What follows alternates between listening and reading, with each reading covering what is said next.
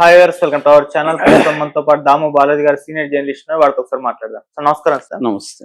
Sir, Garikapati గారి పైన వాళ్ళ మొదటి భార్య కామేశ్వరి గారు ఎన్నో ఆరోపణలు చేస్తూ వీడియోలు చేసి వాళ్ళ యూట్యూబ్ ఛానల్లో పెట్టడం మనం చూస్తాం. అది పెద్ద చర్చనీయాంశంగా మారిపోయింది. అయితే ఇప్పుడు వీళ్ళిద్దరి మధ్య రాజీ కుదిరిపోయినట్టుగా మనకు కనిపిస్తుంది సార్. అంటే దానికి కారణం ఆమె యూట్యూబ్ ఛానల్లో ఉన్న అన్ని వీడియోస్ ఏవైతే ఆమె ఆరోపణలు చేస్తూ పోస్ట్ చేసిందో వాటన్నింటిని కూడా డిలీట్ చేసింది. అంతేగాని లాస్ట్ ఒక ముగింపు అని ఒక వీడియో కూడా చేసింది, అది కూడా డిలీట్ చేసేసింది. అసలు ఏం జరిగింది, ఎందుకు డిలీట్ చేసింది, వీళ్ళ మధ్య మన రాజీ కుదిరిందా, పెద్ద మొత్తంలో గరికపాటి గారు ఆమెకు డబ్బులు ఇచ్చి దీన్ని సెట్ చేసుకున్నట్టు కూడా వార్తలు వినిపిస్తున్నాయి సార్. మరి ఏం జరిగింది సార్ వాళ్ళిద్దరి మధ్య? గరికపాటి నరసింహారావు సంబంధించి దాదాపు ఒక 1 వీక్ నుంచి ఒక పెద్ద గొడవ జరుగుతుంది. అదేంటంటే మొదటి భార్య కామేశ్వరి, ఆయనకి మొదటి భార్య ఉన్నట్టు ఎవరికి తెలియదు ఇప్పటివరకు.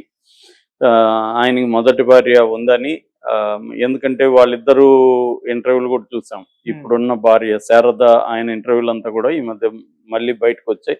అందులో చూస్తే కూడా ఆమె మీరు ఎలాగా మీ పెళ్లి చూపులు ఏంటి ఇవన్నీ అడుగుతున్నప్పుడు ఆమె చెప్తుంది, మా పెళ్లి చూపులు ఎలా జరిగాయి, నేను అప్పుడు కోరుకునింది నా భర్త శ్రీరామచంద్రుడిగా ఉండాలని కోరుకున్నాను, ఇవన్నీ చెప్తుంది. అప్పటికే ఆయన విడాకులు ఇచ్చాడు కదా, విడాకులు ఇస్తే మరి శ్రీరామచంద్రుడు ఎలా అవుతాడు అని ఇప్పుడు అవి కామెంట్లు వస్తున్నాయి. ఏమమ్మా నువ్వు కూడా అబద్ధాలు చెప్తున్నావా, నీకు ముందే తెలుసు కదా ఆయనకి పెళ్ళి విడాకులైందని, మళ్ళీ నా భర్త శ్రీరామచంద్రుడు అయితే బాగుండని నేను కోరుకున్నాను పెళ్లి చూపులప్పుడు అని చెప్తున్నావు కదా అని కింద కామెంట్లు పెడుతున్నారు. సో అంటే గరికపాటి నేను నిన్న కూడా చెప్పాను, మనుషులందరూ ఎలా జీవించాలి ఎలా జీవించకూడదు అనేది ఆయన ప్రధానంగా బోధిస్తూ ఉంటాడు. ఆయన ఏదో ఒకటి అనుకుంటాడు, ఇది బెటర్ వే ఆఫ్ లైఫ్, ఇది బెటర్ వే ఆఫ్ లైఫ్ కాదని. దానికి ఆయన క్రైటీరియా ఆయనకు ఉంటుంది. సో ఆ క్రైటీరియాని అందరికి బోధిస్తుంటాడు, మీరు ఇలాగా ఉండడం కరెక్ట్ కాదు, ఇలాగా ఉండడం కరెక్ట్ అని. అది అనేక అంశాల్లో, బట్టలు ఎలా ఉండాలి, రోజువారీ జీవితం ఎలా ఉండాలి, ఉద్యోగాలు ఎలా చేయాలి, భార్యాభర్తలు ఎలా ఉండాలి, అన్ని అంశాలు ఆయన ఇంకా తడమని అంశం లేదు. సో ఏంటంటే I know all kind of guys అంటాం. ఐ నో అంటే నాకు అన్ని సర్వం తెలుసు, ఎలా బతకాలో మనుషులందరూ నేను చెప్తాను అన్న ధోరణిలో ఆయన, ఒక ఆధిపత్య ధోరణిలో ఆయన అందరికీ బోధిస్తుంటారు. సో అలాగా చెప్పే వ్యక్తి తన జీవితంలో తను ఎలా ఉండాలి, తను చెప్పింది తను పాటించాలి కదా. మన రామకృష్ణ పరమహంస కథ ఉంటుంది. ఆయన ఏదో స్వీట్లు తినవద్దని ఒక పాపకి చెప్పమని వాళ్ళ ఫాదర్ తీసుకొస్తే, ఈయన ఇప్పుడు చెప్పని నేను 1 month తర్వాత రండి అని పంపించేసి 1 month తర్వాత స్వీట్లు తినొద్దమ్మా, అది దానివల్ల తప్పు ఇది ఉంటుంది, బ్యాడ్ జరుగుతుంది అని చెప్తాడు. ఎందుకు 1 month తీసుకున్నారంటే, నాకు కూడా అలవాటు ఉంది, నేను అది మానుకున్నా కానీ చెప్పలేను కదా అనేది. అంటే నీకు ఒక ఇంటిగ్రిటీ ఉండాలి, నువ్వే ఫాలో కాంది వేరే వాడికి ఫాలో కమ్మని ఎలా చెప్తావు? నేను సిగరెట్లు ఎక్కువ తాగుతూ నిన్ను సిగరెట్ తాగొద్దంటే ఎలాగా, నువ్వు స్మోక్ చేయకూడదంటే ఎలాగా, ముందు నేను మానాలి కదా.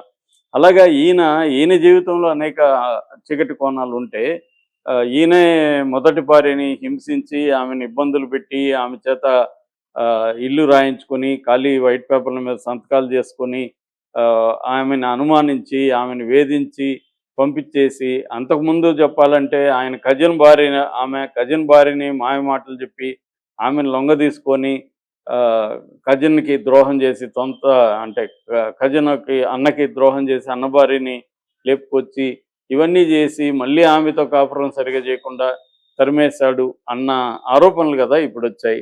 సో ఇలాంటి వ్యక్తి మాకు బోధించడానికి నువ్వెవడయ్యా, ముందు నీ సంగతి చూసుకో అన్న ఆయనకుండే ఒక ప్రతిష్ట కావచ్చు, ఒక ఇమేజ్ అంటాం. ఇమేజ్ అనేది ఎప్పుడైనా ఇంపార్టెంట్. ఇమేజ్ బాగాలేకపోతే ఇబ్బంది అవుతుంది.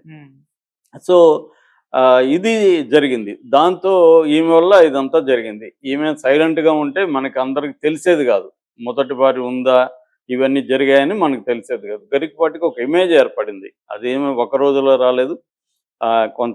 కొన్ని ఏండ్ల ఆయన కఠోర శ్రమ, నిరంతర అభ్యాసము, ప్రాక్టీసు, ఆయనకి ఆల్రెడీ కొంత స్కిల్లు ఇవన్నీ డెవలప్ అయినాయి.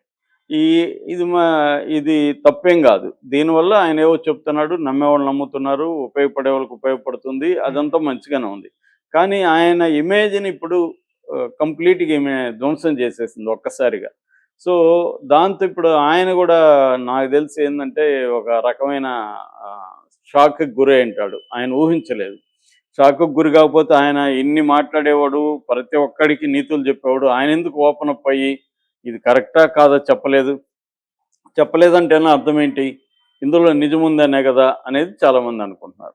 మేబీ ఆమె కూడా చెప్పింది, ఒక ఛాలెంజ్ విసిరింది ఆమె. ఆయన జీవితంలో దీని మీద ఓపెన్గా మాట్లాడు, ఎందుకంటే మాట్లాడడానికి ఏమీ లేదు, దమ్ముంటే కూర్చోమను, నేను కూర్చుంటా, ఆయన ఇవన్నీ చేయలేదని చెప్పమను అని ఆమె ఛాలెంజ్ కూడా చేసింది. కానీ ఆ ఛాలెంజ్కి ఆయన సిద్ధం కాకపోగా ఆయన టీము మన లాంటి ఛానల్స్, యూట్యూబ్ అండ్ వెబ్సైట్లు వీళ్ళని బెదిరిస్తూ ఒక ట్వీట్ చేశారు. అదేంటంటే, మీరు కానీ ఇలాగా చేస్తే మేము మీకు లీగల్ నోటీసులు ఇచ్చి మీ మీద కేసులు పెడతామని. కానీ ఎవరు దాన్ని క్యార్ చేయలేదు. ఎందుకంటే ఒకరో ఇద్దరు అయితే క్యార్ చేస్తారు, కానీ వందల ఛానళ్ళు, వందల సైట్లు ఎంతమంది మీద ఆయన పెడతారు, పెట్టుకో అన్నట్టుగా వీళ్ళు క్యార్ చేయలేదు. రెండోది, వీళ్ళు సృష్టించింది కాదు, ముందు భార్య పెట్టిన ఆమె ఛానల్లో పెట్టింది. ఆమెకు ఒక ఛానల్ ఉంది, సాయి సరస్వతుల ఛానల్ పేరు. ఆ ఛానల్లో ఆమె వీడియోలు వరుసగా 9-10 వీడియోలు పెట్టింది. సో ఆ వీడియోల్లో ఆమె చెప్పుకునింది. ఆ వీడియోల్ని మిగతా వాళ్ళు, మన వాళ్ళు అందరూ కూడా కామెంట్ చేస్తున్నారు. ఎందుకంటే is a public figure and ఈయన అందరికి మోరల్స్ చెప్తున్నాడు, ఎలా బతకాలి, ఎలా బతకూడదు. ఈయన చెప్తున్నప్పుడు ఆయన జీవితంలో జరిగిన సంఘటనల గురించి మొదటి భార్య స్వయంగా వచ్చి చెప్తుంటే దాన్ని చర్చించాల్సిన అవసరం ఉంది కదా. సో అది అందరూ చేశారు. ఆ చర్చించే క్రమంలో ఒక్కొక్కరు ఒక్కొక్క సైడ్ తీసుకుంటారు, కొంతమంది ఎక్స్ట్రా తీస్తారు, అవన్నీ జరుగుతాయి. కానీ కోర్ ఇష్యూ అయితే ఏంటి, ముందు భార్య వచ్చి నన్ను ఇలాగ, నేను ఆల్రెడీ అతనికి అన్న భార్యని, సో నన్ను అతను మాయ మాటలు చెప్పి లేపుకొచ్చాడు, నా కర్మ, నేను కూడా దాన్ని ఎంకరేజ్ చేశాను, నేను కూడా దాంట్లో ఆ ట్రాప్లో పడ్డాను. ఆ తర్వాత నన్ను అతను అనేక రకాలుగా వేధించాడు, నన్ను చదువుకోనిలేదు, నేను పద్యాలు రాస్తా ఉంటే ఎక్కడ పోటీకి వస్తుందని నన్ను నాకు దొక్కేశాడు ఆ విషయంలో. అలాగే నా ఇల్లు కూడా ఎంటీ పేపర్ల మీద సంతకాలు పెట్టుకొని ఇల్లు కూడా రాయించుకున్నాడు. నాకు ఆస్తి లేదు, చదువు లేదు, ఇంత ఏగలేక నా మగపిల్లలు ఇద్దరు పిల్లలు 12 ఏళ్ళ వరకు వచ్చే వరకు భరించి, ఇంకా నా వల్ల భరించలేక బయటకు వచ్చేసి నేను నానా కష్టాలు పడి ఎంఏ చదువుకొని ట్యూషన్లు చెప్పి మ్యూజిక్ నేర్పిస్తూ నేను సెటిల్ అయ్యాను లైఫ్లో. ఆ తర్వాత 9 నెలలకు ముందు ఒక వీడియో పెట్టాను. అది కూడా ఎందుకు పెట్టానంటే, ఈయన అందరికీ బోధిస్తున్నాడు, మీరు ధైర్యంగా రావాలి, మహిళలు మీరు ధైర్యంగా నిలబడాలి, ఎదిరించాలి, ఇవన్నీ చెప్తున్నాడు. సరే నేను కూడా నా అన్యాయం కూడా చెప్పుకుందాం అనుకొని నేను ఆయన ఇన్స్పిరేషన్తోనే వీడియో పెట్టాను. దాన్ని తీయించాలని నా పెద్ద కొడుకు గురిజాడ, అబ్బాయి పేరు గురిజాడ శ్రీశ్రీ, కొడుకుల పేర్లు. సో పెద్ద కొడుకు గురిజాడ చేత నా మీద క్రిమినల్ కేసు పెట్టించాడు. సో ఇంత నీచుడా అని చెప్పి ఆమె చెప్పింది. ఈ లోపల ఆ పాత వీడియోని ఎవరో బయటికి తీసుకురావచ్చారు, దాంతో మళ్ళీ చర్చ జరిగింది. ఈ చర్చ జరగడానికి కారణం కూడా ఒక కాన్స్పిరసీ థియరీ, కుట్ర థియరీ ఉంది. అదేంటంటే, రేవంత్ రెడ్డి ఈయనకు స్పిరిచువల్ టూరిజానికి ఇన్ఛార్జిగా పెట్టి క్యాబినెట్ ర్యాంక్ ఇవ్వాలని అనుకుంటున్నట్టుగా వార్త వచ్చింది. వార్త రాగానే ఈయన మీద నెగిటివిటీ స్టార్ట్ అయింది. ఎందుకంటే ఇక్కడున్న తెలంగాణ వాదులకు చాలామందికి ఒక ఆంధ్ర ప్రవచనకారుని తీసుకొచ్చి తెలంగాణ శాఖ, టూరిజం శాఖకి ఇన్ఛార్జిగా పెట్టడం ఇష్టం లేదు.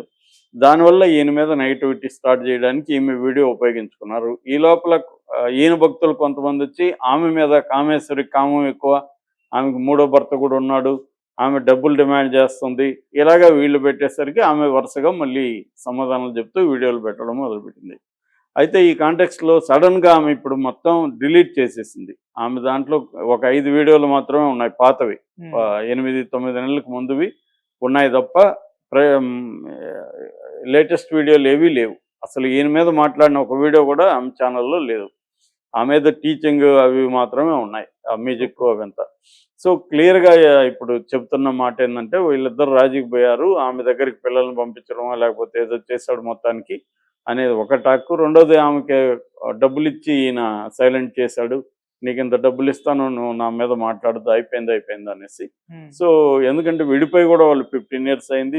ఆమె చెప్తున్న లేపుకొని వచ్చిన విషయాలు జరిగింది 40 ఏళ్లకు ముందు. ఇప్పుడు ఆయనకి చెప్పడం ద్వారా ఆయనకి డ్యామేజ్, ఆయన కెరీర్ ఇబ్బంది అవుతుంది. ఆయన ధైర్యంగా ఇప్పుడు ఎవరికైనా బోధించాలన్నా ఎవరు ఎక్కడ ఏమనుకుంటుంటారో అనే ఒక ఇబ్బంది అయితే ఉంటుంది.